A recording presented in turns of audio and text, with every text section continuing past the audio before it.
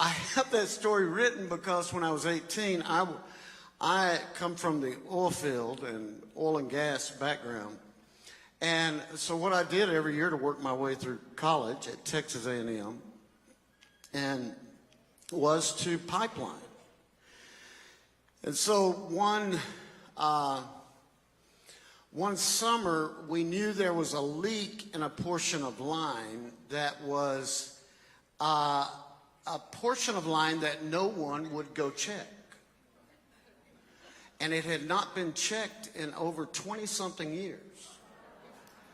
And, you know, when you're 18, you know more than everybody else. And you think they're all crazy why they won't walk through this 2-mile section of line to figure out where the leak is.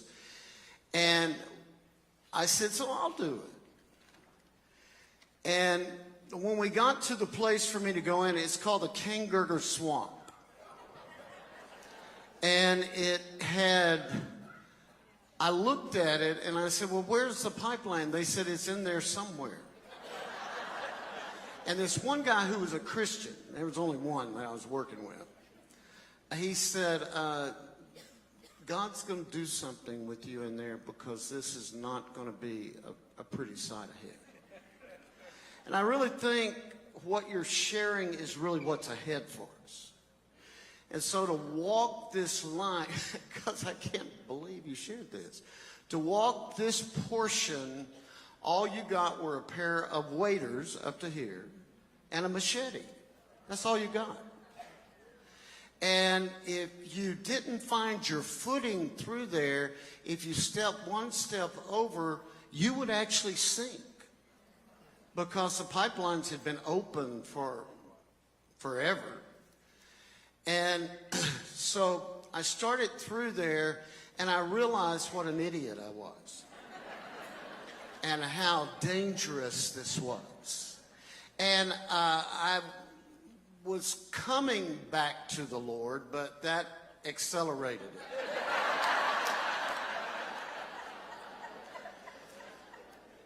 Quickly.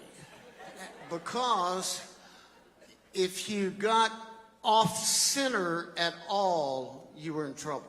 Now, hear what I'm telling you prophetically. If you got off center this way, you were in trouble. If you got off center this way, you were in trouble. And water was up to minimum your waist. And then the weeds were up over your head. And I kept saying, what in the world have I done? And all I could remember is what that one guy said to me. God's going to do something in you. And I was about a third through, and I really didn't even know if I was going the right direction. And all of a sudden, it's because it's got trees hanging over it from where used to they had made a way through there. All of a sudden, this black moccasin drops down in front of me. And all I could do was say, after I said several things,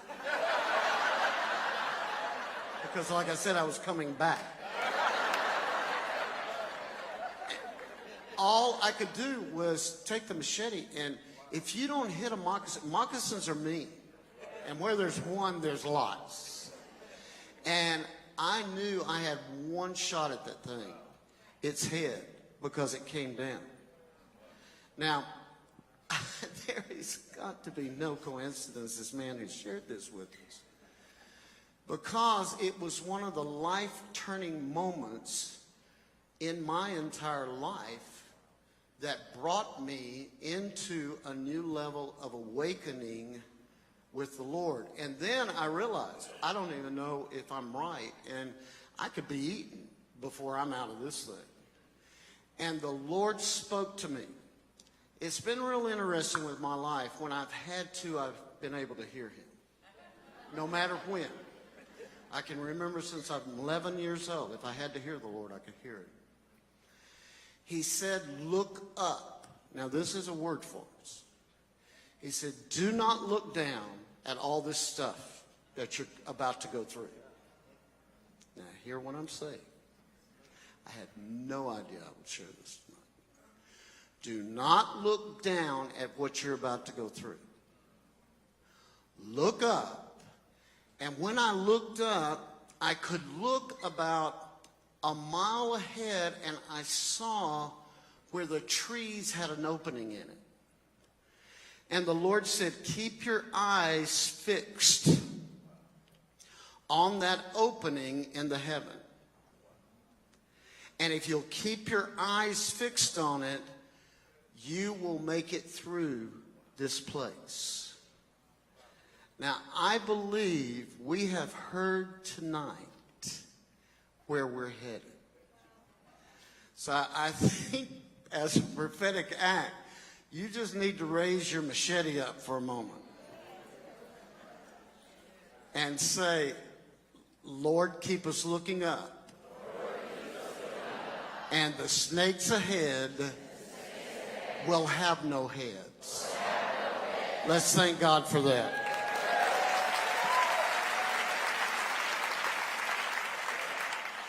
Goodness. Now, let me show you a few things as we move forward. And this is what we're ahead for 2 years and 4 months. You can mark it down today. We are ahead. We are coming through this place. Say, we're coming through this swamp. And it is a swamp that we're about to come through. Now, we're in this time of breaking out of conventional ways of thinking. This is very key for us if we're going to make it through this place that we're headed through. And with that, you have to understand, we're making a shift into harvest. It's not what we think. And anytime you're moving into a harvest season, what happens is the separation gets worse and worse and worse, and greater and greater and greater. Over these next 2 years, you will see one of the greatest separations in this nation. It will almost look like the Civil War has come. It's just that God is going to have to define this separation so we fully understand it. It will cause his people filled with the Spirit to rise up as one. Now, it's what's going to happen with us. We won't have time for the racism card. We won't have time for all of that because we're going to have to be one.